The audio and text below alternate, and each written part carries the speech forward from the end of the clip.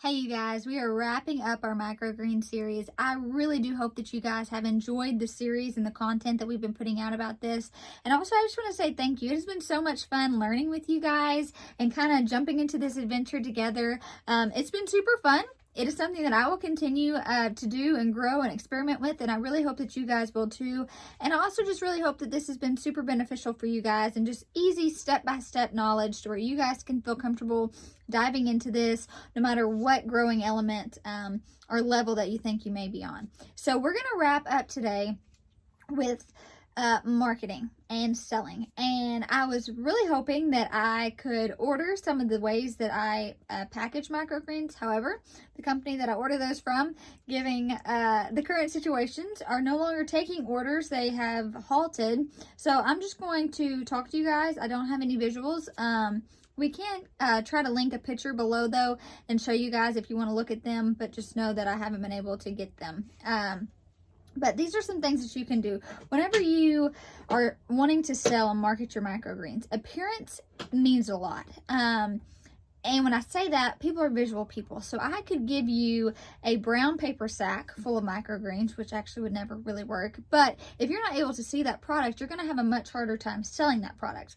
Versus if I were to bring you these microgreens or have them on display in a clear plastic bag or a clear clamshell, it's much more appealing to the eye, and therefore it's much more easier to sell. I prefer the clamshells, and they are just these plastic containers, and they are plastic, which stinks, but it's the only cost way that you can do it, the cost effective way you can do it. And it simply opens and you can put a label on top or write with a marker or a Sharpie, whatever. And then being able to see your product helps a lot.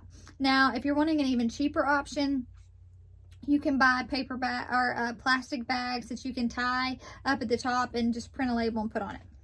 Now, let's say that this is like super above you and you're just wanting to sell some to your friends to see if that's something that I just described would be something you would take to market and sell to market, or if you had a CSA. Salad CSAs are really great quick way to get into selling things through a CSA type organization, because greens and salads are super easy to grow. Same with microgreens, and you can offer that. So if you're trying to brainstorm and figure out ways, I think a CSA, it's not technically a CSA, it's called a salad subscription. So I think that'd be really cool. It's something we're going to try to implement on our farm next season, and you'll have lettuce and kales, but the microgreens will also be an option. So you guys can kind of be brainstorming about that, figuring out what consumer you're trying to market. So that is one idea. Then if you're just wanting to sell to your friends and family just to try it out, and you're just wanting to pay for your seeds or pay for your soil, you can always just use like plastic baggies. So that's what we do when we harvest a lot. I put them in a big gallon baggie. If not, I just put them in a small sandwich bag to give out to people to try, which is something I've been doing too. If you're able to find a crop that you're going to grow that is pretty inexpensive to where you just want to get your name out there, I really do recommend you guys giving out samples. And 1 ounce of microgreens is a lot. So typically you'd sell your microgreens in 2 ounces at a time, is the way we do around here where I'm from. You don't have to do that. But I recommend just giving 1 ounce to someone. Hey, try it. If you like it, come back to me. And by just being able to give away that and them really liking the flavor or seeing the benefits of all the nutrients and them come back, and you have a weekly long-term customer, that makes a lot of sense. Another way that you guys can market it is just when someone asks, what can you do with microgreens? Why would I buy microgreens? You can explain to them all the nutrients that are in it, how much of a powerhouse it is. Then you can also juice them and put them in your smoothies. You can put them on your salads and your eggs and your omelets and your sandwiches. They're super versatile. And so the thing that I've run across is a lot of people ask, well, what can I really do with microgreens? They're not going to fill me up.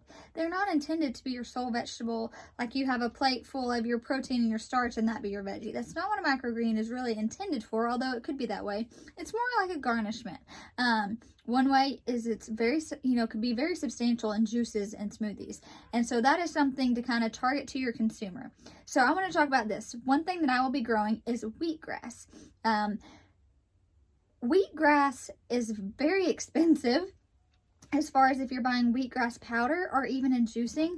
So if you're wanting to sell, I think that if we're ever to a point where we can go back to a farmer's market and you can have that type of setup, actually taking a tray of wheatgrass and harvesting it there, and then having wheatgrass shots available where people can try those, I think that that's really good. I even like the idea of taking flats, even if it's not juice, but they call them live flats. You can take your live flats to your farmer's market, and then you're able to harvest it there for them.